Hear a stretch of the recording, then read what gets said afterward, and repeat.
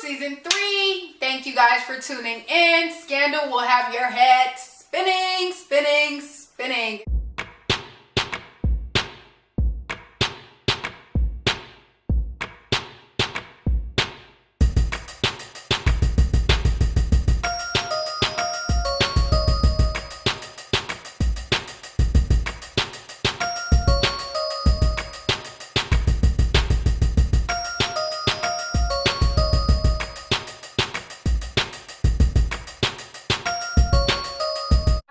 Thanks in advance for tuning in. We're just going to jump right into Scandal. This week was a mixture of blast from the past along with present day. What I'm going to do is I'm going to kind of recap the entire Olivia and Daddy story, and then I'm going to jump into the present just so that I'm not jumping around. Olivia and Daddy Pope used to have dinner every single Sunday. She would come, they would talk about what he did for a living, what she did for a living, what their day entailed.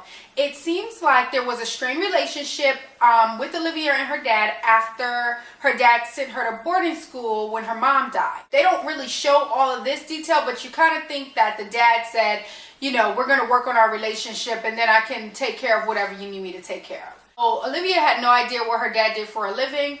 He starts talking about being a historian at the Smithsonian. He's saying how he's proposed once, he's not going to propose again. So you kind of see that their relationship is actually quite serious. And she's like, don't push it.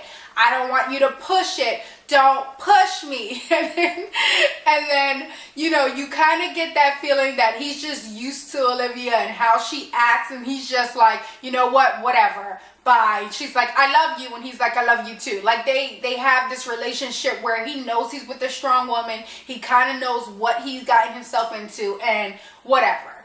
Well, right after he gets off the phone with Olivia, she gets mugged by two people. And at this time, this is the time where she's befriending Hulk. She's giving him food. When her and her dad go out to restaurants, she gives him food, you know, from the restaurant or whatever the case may be. He tells her when she's missed her train and all this other stuff. Well, Hulk sees the two men trying to rob her and he just kind of puts the smack down on them. He just, you know, those skills came in, those assassin skills came in, and it was a wrap. Like, those two men stood no chances. Guns, weapons, knives, I don't even know what they had, but it really didn't, you know, it doesn't really matter when you're a trained killer. Like, those people, they're not ready for that. They're not about that life, basically. They're not ready for that. So, she says she has a boyfriend, but they don't really get into the boyfriend. We find out that the boyfriend was Edison. At this time, this is who she was dating. He wants to meet her dad, but she's like, you know, people don't meet my dad. This is really not what goes on with me and my dad. People don't meet him. So you get the idea that she's dated other people, but that she doesn't take them to meet her dad for whatever reason. Maybe because just their strained relationship or whatever the case may be. Olivia just gets her purse. He's like, run, and she runs. Well, she comes back the next day and she tries to ask Hulk, like, well, what's going on? When did you learn that? And he's like, well, you know, maybe I took karate. Or maybe, you know, I just took, you know, kung fu. And then he starts to actually tell the truth, but because he's like rambled and said those other things, he's like, or maybe I'm a trained assassin and, you know, we were at a copy place and it was really a cover-up for Wonderland. And what Wonderland is, they teach you how to kill with your bare hands. And, you know, he kind of says all this other stuff and Olivia's like, you know, do you need your medication? Is there someone I can call? You know what I mean? Like, she's just like really concerned. But for me, I would have been like, well, there is a story behind those kind of skills. Like, I probably would have been more inclined to believe him. But she has dinner with her dad, and she's telling him about what's going on. He's not happy about the fact that he had to hear that she got mugged through an email. He's like, you know, these are the kind of things that you need to be calling me about. Like, I'm your daddy. Like, I don't want to know about this through an email. And why are you befriending homeless people that can fight off two criminals? For me, my dad, I know my dad would have been like, in good thing that you have friends in all places, highs and lows and things like that. Like, it's just, her dad is a little uppity. Like, he's like, you know, why are you being friends with someone that can kill somebody? And I'm like, well, he saved your daughter's life. Does that not mean anything? But anyway, Olivia proceeds to tell him what Hulk told her about B613, and you can kind of see his face change. But she's like, don't you have that friend in the FBI or that you can look into this story, because I need to know what, what's this man's deal. And her dad's like, yeah, I'll look into it, but this man is crazy. Now, her dad is trying to kind of, you already see, get her off that trail. Maybe I'm just gullible or naive or whatever, because I'd be like, yeah, you gotta have something. That wasn't just no street homeless man training, you know what I mean? That was like something else. But stop believing what this man is saying. I can't have my daughter knowing anything about this. And Olivia goes back, and of course she doesn't see Hulk, because Daddy Pope snatched Hulk up. Like, you can't be about to, reveal the secrets. Speaks to her dad again. Her dad is like, well, I told you he was a criminal. He actually got arrested. So now Olivia's thinking he's in jail. Olivia's like, I don't believe that. It just doesn't seem like him. And she's like, Olivia. And he does that thing where, you can see he always has that daddy voice. Like, we're not going to be discussing this any further now, okay? Olivia. And Olivia's like, yes, daddy, just like me. I swear to God, like my dad, you see this mouth? It has nothing. My dad tells me shut the F up, I'm shutting the F up, and I'm sitting down and I'm eating my steak. Like, Olivia goes to see David Rosen, who at this time is just, some kind of like small-time lawyer, probably working, maybe as a public defender, I don't know. And she's like, did you run the prints that I gave you off my purse? And he's like, yeah, that man's prints isn't anywhere. And she's like, someone specifically told me that his prints were in the system and he was arrested. And he's like, well, someone specifically lied to you. Like, I don't know what you want me to tell you. His prints aren't in the system. He hands Olivia back the pen that she gave him. And she's in the car and the wheels are turning. She's trying to figure out what's going on. She realized that the pen says Acme. It's the same company that Hulk said was the cover-up for the B613 operation. She drives to the place. She sees that on Wonderland Boulevard or Avenue or Street or whatever the case may be, there's this place, there's this copyright place or whatever, and it's Acme. So she goes to dinner with her dad that same day, and she's like, Daddy, what do you do for a living? And he's like, well, what do you mean? And she's like, what do you do for a living? And I'm assuming at this point that the reason why she's inquiring about him, not only does she realize that he lied, but then it's probably a pen that she borrowed from him or he gave her. That's what I'm assuming. And she's like, tell me you don't train people to kill people. Tell me you don't train people to kill people.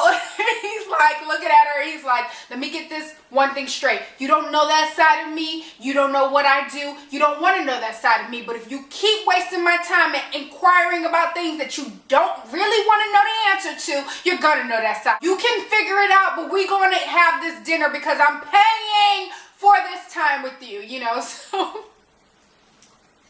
I'm sorry, y'all. Daddy Pope is like a gangster. He is like crazy. Like, he's like Olivia if Olivia was a bad guy. Like, she just is disgusted by the situation or whatever. She shows up the next Sunday with Edison and says, this is who I am going to marry. He just got a job where he is now going to be looking into all of the spies and making sure that they don't, do things like put people in holes. Right, Edison? And Edison goes to walk away and open the wine so that the wine can breathe. That's some real fancy, classy stuff. He says to him, to her dad, give Hulk back to me. Next day, she goes to the metro. Hulk is there.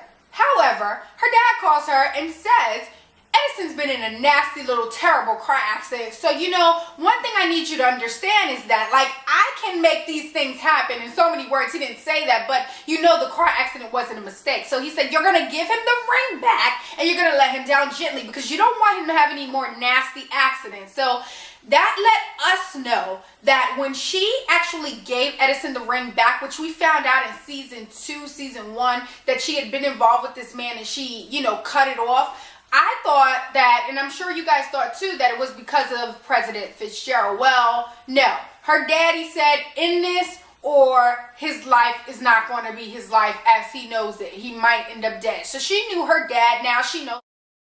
Presently, the Janice character, the one that supposedly slept with the president, she's getting prepped for her interviews. They're trying to basically let the world know that she did not sleep with the president.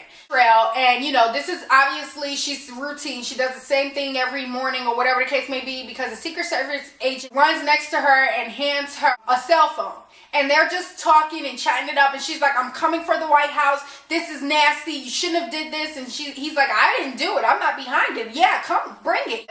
Let's talk about our perfect little life or what could have been, because I miss you. So let's talk about how one day in somewhere in another world, 4 kids or whatever the case may be, and she's like, yeah, and I make jam. And I'm like, of all things you could be doing if you were married to him and he was the mayor of Vermont, why are you making jam? Like, why aren't you like, yeah, and I'm like a caterer and I have my business from the house. I don't know. Millie and Cyrus right now, they're working up a little scheme. Millie goes to Cyrus and it's like, where is the whore at, by the way? Where is this whore? Where is she? And Cyrus is like, Millie, she's not really a whore. Like, we invented that story. Like, you can't be all mad at her like she's really a whore. And she's like, whatever, find her. She's staying in Olivia's house. Like, she's like really depressed about this. She's like, I was supposed to be doing this and this and that, but instead I'm prepping my story for a man that I've never even been alone with, and they're trying to come up with this alibi. She's like, every time we work late, I was IMing my boy that, we work together. We work the same shifts. So Abby was put on a task to go ahead and get these IMs. So she meets up with the guy that works in the White House, and she's like, you need to bring these IMs to me. And he's like, I can't do it. And she's like, well, what else you can't do? You can't let them find out about all the porn that you watch or whatever the case may be. So, he agrees that, I guess, out of like being blackmailed, that he has to go ahead and come up with these IMs. Olivia is going back and forth to the morgue. She's going back and forth to the morgue to say, I got to figure out if Jake Ballard is alive or not, because something's up here. Like, he's probably dead because he didn't go ahead and complete the mission. Every time that a white male shows up that's over 6 feet tall, she gets called down there. He's like, you don't want to send me a picture of the guy so that you don't have to keep coming down here in the middle of the night. And she's like, I want to come every time. I would rather come every time. So she always goes down there in her little white coat, and it's never Jake. One of the times that she's out doing this, Millie comes to Janine and she kind of makes, I guess, a deal with Janine. Olivia notices that she's acting weird, so she figures somebody got to her, So she had previously called President Fitzgerald and said, you need to figure out if Jake Ballard is alive, and you need to have him released. You're the president. You need to do what you need to do. There is a reason why we're not together, and the reason why we're not together is because you are the president. So if I'm going to sacrifice and you're going to sacrifice, you're going to go ahead and use these presidential powers to do you some greater good and get Jake released. The president's like, I don't really even care about Jake. Like, remember, y'all had sex. You know what I mean? That's what he's thinking. He didn't say that, but he's like, why do I care? He's like, she's like, I don't care what you care about. We're talking about a man's life. You need to let Jake go. She's also speaking to her dad at the same time, saying, if you let Jake go, I'll put Sunday dinners back on the table. So she has both of the powerful men in her life working for this Jake Ballard character. I'm thinking that she feels grateful to him. Whatever man can risk his life to save her life, knowing the kind of torture and things that they had in store for him, she feels that he obviously has some type of feeling for her. These are just my thoughts. She asks Hulk, what's going on? What happens when you don't complete a mission? Hulk says, well, they don't kill you right away. You are an investment. They spend a lot of money training you, and they basically want to see if they can get their money's worth, if they can break you, putting you in a hole, and basically trying to get you back to where they wanted you. Now, if you come out of it and they put you to work and you're still not the way they want you, basically then they make you wish you were dead. So Fitzgerald tells Cyrus, you have 2 options. One, I could get on there and tell the truth about what happened. You and Millie do not want that. Or I can tell them that Janine and I had inappropriate relations and you can get Jake back. I don't care what you have to do. I don't care that that's not my jurisdiction. I don't care that they don't report to me. You will get on the phone and do whatever you have to do to get Jake back. He doesn't know anything about the fact that Olivia has her dad also working on it too. Olivia is now going to tell Janine that she is not going to do this. She's not going to sell her soul for something that she did not do. Janine says they're going to put $2 million in a Cayman account that's going to be tax-free money, and I might as well go down for something. Olivia says, you know what? You're not going to do this. And she puts the microphone back on her. She feels confident that she's not going to do it. Well, the whole program is interrupted anyway because the president wants to make a statement. And he tells the world that he had inappropriate relations with Janine, and he asked for the forgiveness, and he apologizes for the pain that it caused her and her family. The vice president says, I don't believe you. He's like, listen, I don't care what you believe. I had Janine all up and through here, legs spread out, all up on these walls. Like, he didn't say that, but he said something very, very inappropriate that made her stiff but very, very uncomfortable. She was like, Janine's like, why would he say that? Why would he say that? And Olivia's just over it at this point. I don't know if she's mad at the president for saying it or whatever, but she just storms out. She has nothing to say anymore. She's probably thinking, you was about to get on there and say that, so what's the difference? So Abby's like, you know what? You're going to make money from this. We'll get you a book deal. We'll get you interviews. It's going to be enough money to retire. This is what you want, wasn't it? I guess Abby now knows, like, you were about to get $2 million if you said it. So we'll get you basically the same money that you would have got anyway. So whatever, girl, bye. And Quinn is basically digging and using a lot of the things that Hulk taught her to spy on Olivia. She used to have dinner every Sunday, and, suddenly that stopped. Don't you think it's weird? Hulk tells Quinn, you need to stop digging into Olivia's business. You need to stop doing what I taught you. You need to be less like me and more like Olivia. Basically, Quinn is still high off of the fact that she killed that man in last season. She tortured him, and she's basically tripping out. So she just doesn't know what to do with all of this energy. Well, she doesn't leave that alone. She keeps digging, and then she finds out that there used to be a homeless man that lived in the metro, and Olivia used to give him food. She asked her dad to look into him, and her dad did look into him. Then the Sunday dinner stopped. He decides to approach Olivia in the parking lot by himself and says, I have 2 questions. One question, why did you lie to me? And Olivia's like, I've never lied to you. And he's like, grips her up, and he's like, chokes her out, and he's like, is your dad the commander? Is he the commander? Is he the commander? And Olivia's like, yes, Hulk is a crazy killer. Like, you don't mess with Hulk, and the reason why Olivia, I feel, didn't tell him all that time is because he's not prepared mentally to deal with the fact that her dad is the man that's responsible for all his heartache, all his pain, responsible for the fact that he doesn't have a relationship with his son. He doesn't have a relationship with his wife. Like, he's physically strong, but he's not mentally all the way there. And Olivia, I feel, knows that. So she, to me, protects Hulk from this whole situation. But Olivia's staying in her house. She gets a call from her dad, and also there's a knock at the door simultaneously, and he's like, open your door. And she's like, I am done with you. We are through. I'm not opening my door, Dad. Fuck you, Dad. Like, open your door. She opens her door, and Jake is there all beat up, all crazy looking, and he's like, I'll see you on Sunday. So basically, Fitz went on camera to say that he slept with Janine for no reason, because his powers or what he did, his actions had nothing to do with Jake Ballard being released. It was basically the fact that Olivia said, I'll put Sunday dinners back on the table if you let Jake go. And he did, and said, see you Sunday, and then that's how it ends. Episode 2, season 3. Thank you guys for tuning in. Scandal will have your head spinning.